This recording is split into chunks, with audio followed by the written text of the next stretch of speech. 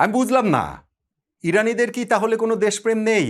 আধিপত্যবাদের বিপক্ষে তাদের লড়াই কি থেমে গেল? সেটা যদি না হবে তাহলে দেশটাতে এখন যুদ্ধ চলছে, সেই যুদ্ধ তারা করছে যুক্তরাষ্ট্রের সঙ্গে। সেই যুক্তরাষ্ট্রের মাটিতে গিয়ে ইরান বিশ্বকাপ ফুটবল ম্যাচ খেলার সিদ্ধান্তটা কিভাবে নেয়? ইরানিদের দেশপ্রেম নিয়ে আপনি তো প্রশ্ন তুলতেই পারেন, এবং আপনার মনে হতে পারে, আহা, একজন ডক্টর আসিফ নজরুলের অভাবে, একজন আমিনুল ইসলাম বুলবুলের অভাবে ইরানিদের আজ এই দশা। তাদের ভেতরে সেই দেশপ্রেমটা নেই, আধিপত্যবাদের বিপক্ষে লড়াই নেই। ভাই, একটু গুগল করে দেখেন তো ইরানের ক্রীড়ামন্ত্রীর নাম কি, একটু দেখেন তো ইরান ফুটবল ফেডারেশনের প্রেসিডেন্টের নাম কি, সেই ফুটবল ফেডারেশনের সদস্যদের নাম কি। তাদেরকে তো এখন গিয়ে আমাদের এই ডক্টর আসিফ নজরুল, আমিনুল ইসলাম বুলবুলদের প্রশিক্ষণ দেওয়া উচিত দেশপ্রেমের, যে আমরা যেটা পেরেছি তোমরা তো সেটা পারলা না। আমরা মানে বাংলাদেশ টি-20 বিশ্বকাপ আমরা ভারতের মাটিতে গিয়ে খেলিনি, কিন্তু তোমরা এখন গিয়ে যুক্তরাষ্ট্রের মাটিতে ফুটবল বিশ্বকাপ কিভাবে খেলো? তাহলে তো তোমাদের দেশপ্রেম নেই। আমি এই কথাটা আগেও বলেছি বহুবার, 17 বার, 37 বার কিংবা 87 বার। আমি আবারও 18 বার, 38 বার কিংবা 88তম বারের মতো বলছি, বাংলাদেশ যে টি-20 বিশ্বকাপ খেলেনি সেটা অ্যাবসলিউটলি পলিটিক্যাল কারণে এবং রাজনৈতিক ফায়দা লোটার জন্য এই ডক্টর আসিফ নজরুল, আমিনুল ইসলাম বুলবুল গংরা আমাদের বিশ্বকাপকে, আমাদের ক্রিকেটকে জিম্মি করে আমাদের একটা বিশ্বকাপ খেলতে দেয়নি।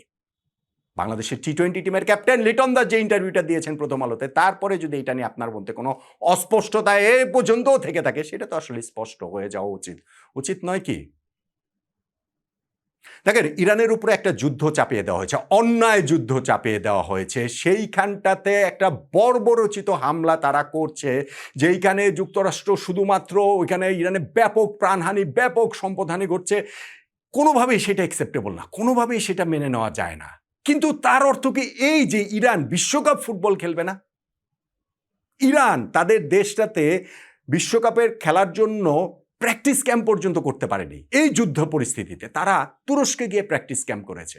তারা ভাই ওয়ার্ল্ড কাপ খেলাটা এটা আর্ন করে নিয়েছে, অর্জন করে নিয়েছে ইরান। সেই বিশ্বকাপ ফুটবলটাতে তারা আসলে কি কারণে খেলবে না? এই যে দেখেন, যুক্তরাষ্ট্রে তাদের বেস ক্যাম্প ছিল, কিন্তু সেইটাকে সরাতে হয়েছে, সরিয়ে সেটা নিয়ে যাওয়া হয়েছে এখন মেক্সিকোতে। কিন্তু ইরান যে গ্রুপ পর্বে তারা রয়েছে, তাদের যে 3টা ম্যাচ, সেই বেলজিয়ামের বিপক্ষে, মিশরের বিপক্ষে, নিউজিল্যান্ডের বিপক্ষে, সবগুলো ম্যাচই যুক্তরাষ্ট্রে, এবং যুক্তরাষ্ট্রে গিয়ে ইরান খেলবে। এই যে ধরেন নানান বিধিনিষেধ দিয়ে দেওয়া হয়েছে, হচ্ছে এখনো যে ইরানিদের ভিসা দেওয়া হবে শুধুমাত্র একদিনের জন্য, তারা ম্যাচ ডেতে এসে ম্যাচ খেলে ওই দিনই যুক্তরাষ্ট্র ছেড়ে বেরিয়ে আবার মেক্সিকোতে চলে যেতে হবে। অন্যায়, ভীষণ রকমের অন্যায় এটা, কোনো রকম কোনো ডাউট নেই। ইরানের কর্মকর্তা সহ টিম সংশ্লিষ্ট অনেককে, 14-15 জনকে আমি দেখলাম ভিসা দেয়নি। অন্যায়, ভীষণ রকমের অন্যায়। কিন্তু সেই অন্যায়ের প্রতিবাদ কি বিশ্বকাপ থেকে নিজেদের নাম উইথড্র করা, বিশ্বকাপ বয়কট করা? ইরান তো সেটা করেনি। তাহলে বাংলাদেশ কেন করেছিল? বাংলাদেশ ভারতের মাটিতে গিয়ে বিশ্বকাপ খেলবে না। ভারতের সাথে কি বাংলাদেশের যুদ্ধ চলছিল? ভারতের সাথে কি বাংলাদেশের যুদ্ধ চলছে? টি-20 বিশ্বকাপ ওই চলাকালীন সময় ভারত অন্যায় করেছে, রাজনৈতিকভাবে তারা ধূর্ততার পরিচয় দিয়েছে, তারা সততার পরিচয় দিয়েছে, এবং তারা ওই জায়গাটাতে আমাদের মুস্তাফিজুর রহমানকে আইপিএল থেকে বাদ দেওয়া হয়েছে। অবভিয়াসলি সেটা একটা রাজনৈতিক সিদ্ধান্ত। কিন্তু এর প্রতিবাদে আমরা যে টি-20 বিশ্বকাপ খেলতে গেলাম না, এটা কি কোনো ওয়ে আউট? এটা কি কোনো প্রতিবাদ? এইটা কি কোনোভাবেই অ্যাকসেপ্টেবল হতে পারে? এটা কোনোভাবেই অ্যাকসেপ্টেবল না, এটা হয় না। এবং আমি আবারও বলছি, আমি আবারও ওই 18তম কিংবা 38তম কিংবা 88তম বারের মতো বলছি, বিশ্বকাপ ক্রিকেটটা টি-20 যদি আর 1 মাস পরে হতো, কিংবা আমাদের জাতীয় নির্বাচনটা যদি আর 1 মাস আগে হতো, তাহলে বাংলাদেশ টি-20 বিশ্বকাপ খেলতো, ভারতের মাটিতে গিয়েই খেলতো, অথবা কোনো একটা এখানে ওয়ে আউট হতো, কিন্তু বিশ্বকাপটা আমরা খেলতাম, নিশ্চিতভাবে খেলতাম। এই ডক্টর আসিফ নজরুল, এই আমিনুল ইসলাম বুলবুল গংরা এই জাতীয় নির্বাচন সামনে রেখে তাদের রাজনৈতিক ফায়দা লোটার জন্য, যেইটার সঙ্গে পাকিস্তানও ওতপ্রোতভাবে জড়িত, পাকিস্তান ক্রিকেট বোর্ড, তাদের প্রধান যে মহসিন নাকভি, তিনি তো সেই দেশের স্বরাষ্ট্রমন্ত্রী, এবং আমাদের সরকারের সঙ্গে তাদের সরকারের বিভিন্ন কথা চালাচালি আলোচনা, আমিনুল ইসলাম বুলবুল বিসিবি প্রেসিডেন্টে গিয়ে কাইট ডিপ্লোমেসি করে চলে আসা, ওইখানে ভারত পাকিস্তান ম্যাচ আছে, এগুলাতে ভাই আমরা কিছু বুঝি না? এইগুলাতে এখনো কি দেশের মানুষের কোনো কিছু বুঝতে বাকি রয়েছে? বাংলাদেশকে একটা বিশ্বকাপ যে খেলতে দেননি আমাদের ক্যাপ্টেন লিটন দাস, তুই যে প্রথম আলোতে যে ইন্টারভিউ দিয়েছেন উৎপল সুব্রদাদা তার কাছে, সুব্রদাকে তো বলেছেন তিনি যে না আমাদেরকে ওইখানে ডাকা হয়েছিল, আমরাও ভেবেছিলাম গেলাম একটা এসি রুমে বসে চাটা খেয়ে চলে আসলাম, কিন্তু ওইখানটাতে যে আমাদের কাছ থেকে কোনো ডিসিশন নেওয়া তা না, ডিসিশনটা তারাই আসলে ডিসিশন নিয়েছে।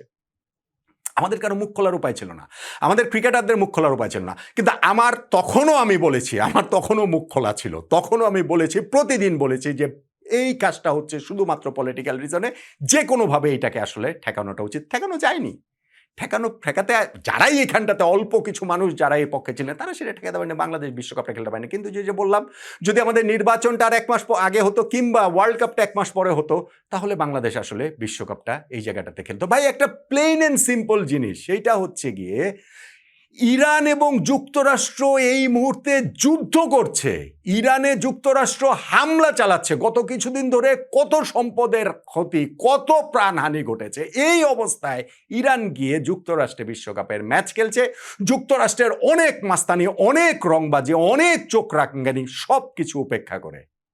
বাংলাদেশ আর ভারতের তো যুদ্ধ বলছিল না, বাংলাদেশ আর ভারতের তো সেই লড়াই ছিল না, তাহলে বাংলাদেশ ওই টি-20 বিশ্বকাপটা আমরা খেলি নাই কেন? আমাদের ওই জায়গায় রিজনটা কি আসলে ছিল? এখনো কি এইটা আপনি বুঝতে পারবেন না যে এটা আসলে অ্যাবসলিউটলি একটা পলিটিক্যাল মুভ ছিল? এখন আমি বললাম যে বাংলাদেশ কি করতে পারতো, বাংলাদেশ হ্যাঁ ঠিক আছে আমি মেনে নিলাম, বাংলাদেশকে মুস্তাফিজকে বাদ দিয়ে মেনে নিলাম না, এটা তো অবশ্যই মুস্তাফিজকে বাদ দিয়েছে, তারা সেটা অন্যায় করেছে। বাংলাদেশ কি মাঠের ক্রিকেটে সেটা জবাব দিতে পারতো না যে ঠিক আছে আমরা খেলবো, খেলেই আমরা জবাব দিব, আমরা এই ওয়ার্ল্ড কাপে এত ভালো পারফর্ম করব যে সেইটা বরং আরো ক্রিকেট বিশ্বের কাছে স্পষ্ট হবে যে না বাংলাদেশ ওই মোটিভেশন নিয়ে খেলে এই ওয়ার্ল্ড কাপটাতে তাদের পারফরমেন্স দিয়ে দেখিয়ে দিয়েছে। বাংলাদেশ তো সেটা করেনি, এবং আমি নিশ্চিত ইরান সেটা করছে, আমি নিশ্চিত ইরান সেটা ভাবছে। অবভিয়াসলি ইরান বিশ্ব ফুটবলের কোনো পরাশক্তি না, কিন্তু নিজেদের সেই সীমাবদ্ধতাটা নিয়েও এই বিশ্বকাপে দেখবেন ইরান কিভাবে কাঁপিয়ে দেয়, এই বিশ্বকাপে দেখবেন ইরান নিজেদেরকে কতটা উজাড় করে দিয়ে খেলে, এবং সেই জায়গাটাতে ইরান যদি এই বিশ্বকাপে থেকে নিজেদের মাথা উঁচু করে তারা কিভাবে বেরিয়ে আসে, তারা কত ভালো রেজাল্ট করে সেটা দেখবেন, সময় সেটা বলে দেবে। 1998 বিশ্বকাপে যুক্তরাষ্ট্র ইরান ম্যাচ হয়েছিল ফ্রান্সে, সেই বিশ্বকাপে, এবং সেটা ছিল খুবই পলিটিক্যালি চার্জড আপ একটা match, very highly charge up match, এবং সেই ম্যাচটাতে ইরান কিন্তু জিতেছিল। আপনি যদি ফুটবলীয় শক্তির বিচার করেন, যুক্তরাষ্ট্র সেই ওয়ার্ল্ড কাপে সেই টিম কিন্তু তাদের বেটার টিম ছিল, কিন্তু সেই ম্যাচটা তো ইরান জিতেছিল। যুক্তরাষ্ট্রের সেই টিমটার ক্যাপ্টেন আমাদের এখনকার যে কোচ বাংলাদেশ ন্যাশনাল টিমের যে ডুলি, তিনি কি টমাস ডুলি সেই টিমটার কোচ তো ক্যাপ্টেন তো হচ্ছে গিয়ে টমাস ডুলি, তিনি ছিলেন। কিন্তু ইরান সেই ম্যাচটা জিতেছিল, মেহেদি মাহদেভিকে আর যে গোলটা করলেন 2-1 গোলের সেকেন্ড গোলটা যে তিনি করছিল, কি অসাধারণ গোল, এখনো আসলে চোখে ভাসে বাম সাইড দিয়ে তার সেই রানটা। ইরান তো সেটা প্রমাণ করে দিচ্ছে, এই ওয়ার্ল্ড কাপেও সেটা তো করবে। এবং এবং এবং ইরান ও যুক্তরাষ্ট্র কিন্তু এই বিশ্বকাপে মুখোমুখি হয়ে যেতে পারে পরস্পরের, যদি নিজ নিজ গ্রুপে এই দুইটা দলই রানার্স আপ হয়, তাহলে কিন্তু রাউন্ড অফ 32-তে যুক্তরাষ্ট্রের মাটিতেই ইরান যুক্তরাষ্ট্র মুখোমুখি হবে পরস্পরের।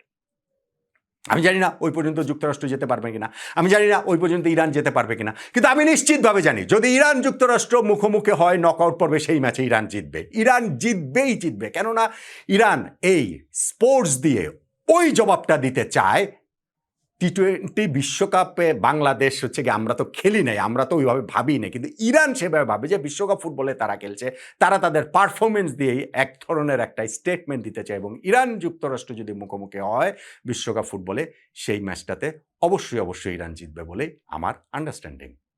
খেলোয়াড়ি সামর্থ্য যদি নাও জেতে তারা তাদের ওই ভিতরের আবেগ দিয়ে, তাদের ওই চূড়ান্ত যেই মানসিকতা নিংড়ে দেওয়া সর্বস্বটা দিয়ে তারা ওই ম্যাচটা জিতে নিবে।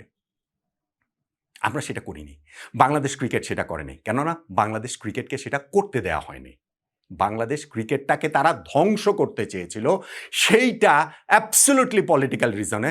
এবং ভাই যদি এইখানটাতে নির্বাচনের ফলাফল যদি অন্যরকম হতো, জাতীয় নির্বাচনের, তাহলে তারা তাদের পথে ওই সফল হওয়ার পথে আরো অনেক অনেক অনেক দূর আসলে এগিয়েই যেতেন, এই কথাটাও আসলে এখন বলতে পারি। এখন আমার যেটা আলোচনা সেটা হচ্ছে কি যে ভাই ইরান যখন যুক্তরাষ্ট্র এভাবে খেলতে যাচ্ছে, সেইটা দেখে আমাদের আসলে বোঝা উচিত যে স্পোর্টসটাকে দিয়েও কিভাবে আসলে জবাবটা দেওয়া যায়, বয়কট করাটা যে কোনো সমাধান না। এবং আমাদের এই সময় যারা এই সংশ্লিষ্ট যারা ছিলেন, ক্রীড়ামন্ত্রী ডক্টর আসিফ নজরুল বলেন, আমাদের বিসিবি প্রেসিডেন্ট আমিনুল ইসলাম বুলবুল বলেন, কিংবা ধরেন বিসিবির ওই সময়কার বোর্ডে যারা ছিলেন, সেটা ফারুক আহমেদ, খালেদ মাসুদ পাইলট, আমাদের এই জাতীয় দলের সাবেক ক্যাপ্টেনরা, সাবেক ক্রিকেটার আব্দুর রাজ্জাক রাজ, কিংবা আমাদের সেই ক্রিকেট গুরু নাজমুল আবেদিন ফাহিম, কিংবা যাদেরকে এনে এই জায়গাটাতে এজেন্ডা নিয়ে বসানো হয়েছিল সেই আসিফ আকবর, এম নাজমুল ইসলামরা আমাদেরকে আসলে একটা বিশ্বকাপ খেলতে দেয়নি, একটা বিশ্বকাপ কষ্ট করেছে।